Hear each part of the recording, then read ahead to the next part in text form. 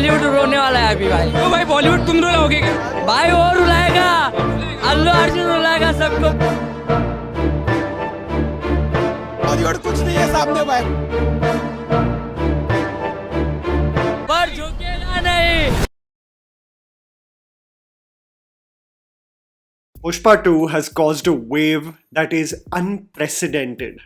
A wave that many people saw coming, however, the magnitude and sheer size of its impact has exceeded all expectations. Having all the signs to surpass juggernauts like Kalki and Stree 2, many people foreshadowing it to easily reach the 1500 crore worldwide lifetime mark, and also having the highest collections net for a single day compared to all Hindi film biggies. A Telugu movie dubbed in Hindi holds the #1 position in so many aspects.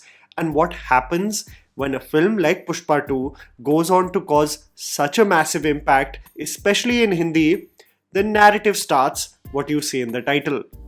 Bollywood is over, Bollywood is in a crisis, South is taking over, etc. etc. I'll tell you a very simple thing with my limited experience being on the internet is that virality is especially guaranteed in binaries. When you celebrate something for its virality on the internet, it has to be presented in contrast to something negative or absolutely sucking. Some social media 101 is that Pushpa 2 being a success is not enough to catch the hold of your attention.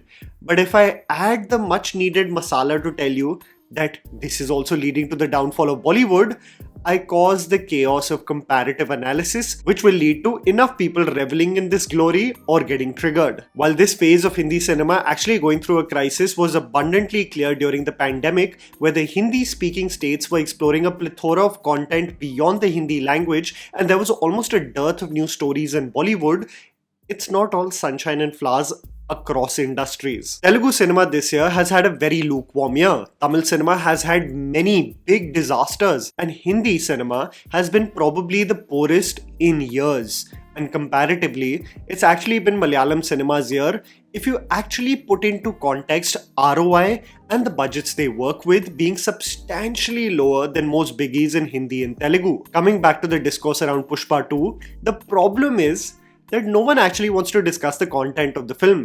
No one really wants to talk about the merits and demerits of the film's screenplay because the box office collections of the film paper over these cracks. So when I do try to have a discussion of what I liked or disliked about the film in the spoiler-filled discussion, I am met with comments that mostly judge my intention, feelings or agenda, which has nothing to do with the film and its elements. Most people love extreme takes. Either the film is crap or it's a masterpiece of mass cinema.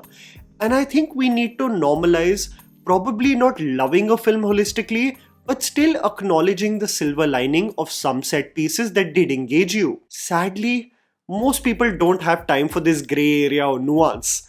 Pushpa is that lightning in a bottle where the business it has done will be making most of the headlines, and no one is really interested to talk about the plot points and possible theories for part 3. If I were to think about Hindi cinema, if you look at Gadar 2, people scream, cheer and have a good time, but one doesn't reflect on the artistry behind the filmmaking, versus a commercial film like Animal, which was extremely polarizing with its reactions, did huge business at the box office, but its discussions were not just reserved for its revenue, but extended to several themes it explored. I am in no way comparing Pushpa 2 and Gadar 2. It is miles ahead in terms of technical flair. But this is what happens when the revenues are so monstrous, the discourse is never about the film and its content. This is something that happened with Stree 2 as well. We were just talking about the numbers and nothing else. What I do believe, however, that while Bollywood is not over, literally 2023 being its best year in decades with record-breaking hits that many people did not envision post the pandemic, where Bollywood was already being written off, I still do think that it is going through an identity crisis. And I'll tell you exactly why I feel this way. When you consider commercial Hindi cinema, we are dealing with just a handful of creators who can actually be depended on to deliver us a marriage between content and commerce with the stars. You have Siddharth Anand, Rohit Shetty, Anis Bazmi, Amar Kaushik, Sanjay Leela Bansali, and Ayan Mukherjee. You literally only have these directors in the commercial Hindi space. Think about this. The likes of Rajkumar Hirani and Karan Johar work few and far between. There was a gap of 5 years and 7 years respectively between their two directorial projects. Aditya Chopra barely directs. Farhan Akhtar is more interested in being an actor. The likes of Kabir Khan and Ali Abbas Zafar are unpredictable, and talented directors like Raj and DK seem to be more occupied with digital series. There is a huge dependence on popular IPs and nostalgia-bait films, and sadly, if you look at the lineup of films that are releasing next year, you would see truth in what Love Ranjan said about the state of the Hindi film industry and the lack of originality in its DNA. Franchise films चली तो सब franchise films में लग गए, दो पिटेंगी तो लोग कहने लगेंगे यार फ्रेंचाइजी से लोग बोर हो गए। तो हम इतने ज़्यादा एज अ सोसाइटी हम इतने ज़्यादा रिजल्ट सेंट्रिक है ना कि हमारे सारे डिसीजंस इस बात पे हो जाते हैं कि पिछला क्या चला है। Take an example like Fighter and Siddharth Anand. It's a prime example of the same, who is making a film dedicated to the armed forces based on a real incident of national importance in modern history, but still feels compelled to shoot dance numbers that have no business being in the film's screenplay. All because the last time he did it, it was a rage.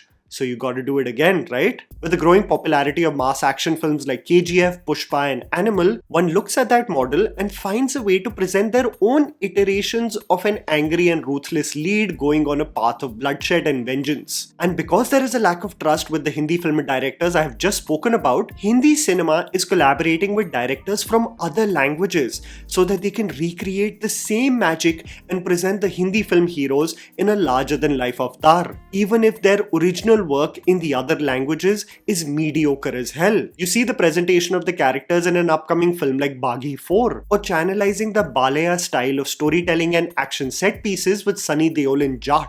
It's just a version of what the Telugu audience sees on a weekly basis. Like, I am terribly excited for Baby John, actually very intrigued to see Varun in an action film with a menacing antagonist like Jackie Shroff. Some of the shots look exquisite. Salman's cameo, through some insight I have heard, has been actually directed by Atlee personally. All of these things are great.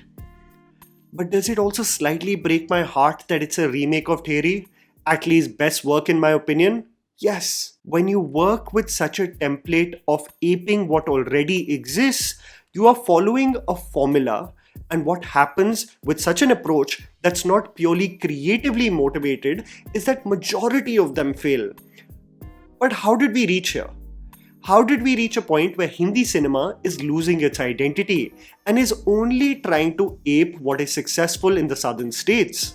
Mind you, as I say this, I want to also remind you, everything is cyclical. These waves come and go, but it's important to acknowledge what may be happening, irrespective of it just being a wave. I think we genuinely are back in the era of the 80s and the early 2010s with Hindi cinema, where cinema, at least for Bollywood, saw a slow death as most of the biggest hits were simply remakes of Tamil and Telugu films. In the early 2010s, we saw the resurgence of the same, especially where the likes of someone like Salman Khan saw a revival in his career with multiple remakes. I think the identity that Hindi film audiences loved, especially with the advent of the 2000s, was this wave of creators who were off the mainstream and really rattled the ecosystem. The likes of Anurag Kashyap, Imtiaz Ali, Vikramaditya Motwane, Anurag Basu, Dibakar Banerjee came with such interesting storylines, it almost gave shape to even mainstream actors taking notice, where even the most high concept or what is termed as niche films were getting production backing, most dreamt of. Films which were mostly restricted to the vault of the indie space, where only cinephiles viewed them in the most eccentric film festivals, were getting legitimate exhibition and a chance to thrive. What sadly happened in the last 6 to 8 years is that the fire within these same creators has also slowly fizzled. The revolution they caused within the industry was backed by a fire within them, something which seemed to have an aversion towards mediocrity that had become the standard in Hindi cinema. Sadly, since the last few years, these filmmakers are either restricted to long-form content in the digital space or are simply making remakes for the paycheck. This has caused a huge distance between them and the audience, where their theatrical releases don't really generate the excitement there once was. The revolution of new filmmakers filmmakers working in tight budgets about the interiors of India with talents like Ayushmann Khurrana, Bhumi Pednekar and Rajkumar Rao, small, humble stories that audiences used to celebrate just before the pandemic became exclusive for the digital space. And what happens with such a shift, especially people who have a monetary stake in the business, is that you again revert to routine, or like today, just ape what is successful. So once thriving, evolving new wave of filmmakers where Abhay Deol was doing what Ayushmann Khurrana did 10 years later, slowly faded. And the film industry in the process also just has become a risk-averse factory, looking at the beats and a model that works and finding ways to replicate it as closely as they can. See, the anomalies will always exist. A 12th fail, a Lapata ladies, a kill will always exist. It will also start ripples of a discussion on how this might be a sign for a new wave, but their impact is not as influential enough to change the tide, for producers to be in line to produce more of the same. It's the big hitters like Pushpa that will make people assume this is what the audience wants, and you will see several iterations of the same, of a rowdy anti-hero with massy punchline dialogues, much like the crisis across industries after KGF's success, where each language wanted to emulate the style and world building of Prashant Neel and failing in the process. The big hitters that are upcoming from Hindi cinema are depending on Telugu, Tamil and even Kannada directors so that the Hindi actors can also taste some commercial success with this mass action wave. But its execution is where you will go absolutely wrong, because your intention is not to make an entertaining film, but to make a successful one. What made Hindi cinema special was the spectrum of stories that we were offered week in and week out. The Oppenheimer and Barbie dilemma was something very consistent with Hindi cinema. Imagine a year like 2006, where you had stylish action films like Dhoom 2, Dawn and Krish ruling the box office, but also had Rang De Basanti, Pher Hera Pheri and Bhagam Bhag in the same year garnering love from the audience. A 2007 would have an Om Shanti Om and Welcome ruling the charts, but also have a Chak De India and Tare Zameen Par in the same year. A Ghajni would rule 2008, but films like Jodha Akbar, Race and Golmaal Returns also did coexist. 2009 would have a Three Idiots and Love Aajkal.